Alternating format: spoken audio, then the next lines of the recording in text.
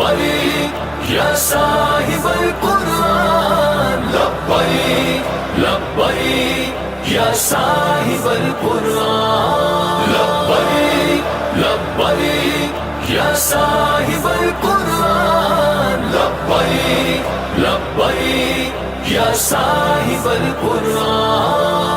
الجہاد الجہاد قتل کیا۔ مدینہ منورہ میں 2 قبیلے آباد تھے، یہودیوں کے، اور 2 قبیلے آباد تھے مشرکین کے۔ تو یہودیوں کا جو قبیلہ تھا وہ بنو قریظہ اور بنو نذیر تھا، اور مشرکین کا اوس اور خزرج تھا۔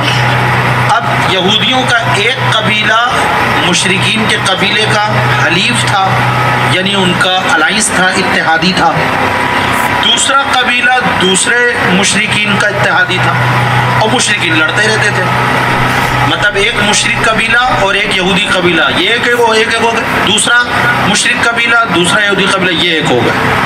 اب جب ان میں سے یہ دونوں قبیلے لڑتے، مشرکین کے اوس اور خزرج، تو یہودیوں کا جو قبیلہ جس کے ساتھ ہوتا وہ اس کے ساتھ مل کے لڑتا۔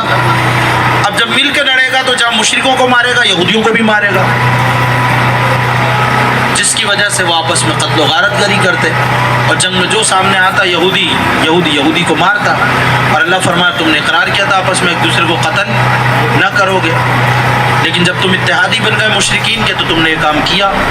اب اس آیت پر ذرا غور کریں تو بہت ساری باتیں ہمیں سمجھ میں آ سکتی ہیں۔ آج بھی یہی ہوتا ہے، کوئی مسلم ملک کسی کافر ملک کا اتحادی بن جاتا ہے، سارے گناہوں میں اس کے ساتھ شریک ہو جاتا ہے۔ آج بھی یہ ہوتا ہے، جیسے ہم غیر اعلانیہ طور پر امریکہ کے اتحادی ہیں، پاکستانی اگرچہ اعلانیہ طور پہ نہیں کہتے، شرم آتی ہے، قوم پیچھے پڑ جائے گی، لیکن جو امریکہ کہتا ہے وہ مان لیتے ہیں، اتحادی ہوئے۔ پھر کون ہوئے؟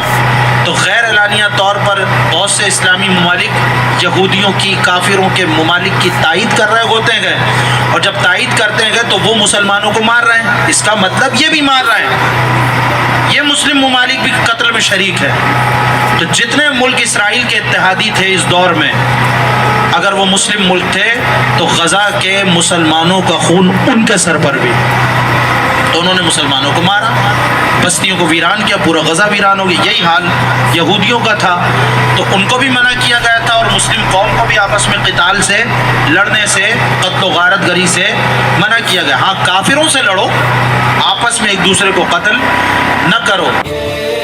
قرآن جلانے والے ہم تجھ کو جلا دیں گے، اسلام پہ لبیک والے تن اپنا کٹا دیں گے، حرمت قرآن پر ہم سب ہیں قربان، حرمت قرآن پر ہم سب ہیں قربان۔ تم چاند پہ تھوکو گے تب منہ کی کھاؤ گے، چن چن کے تجھے مارے جب سامنے آؤ گے۔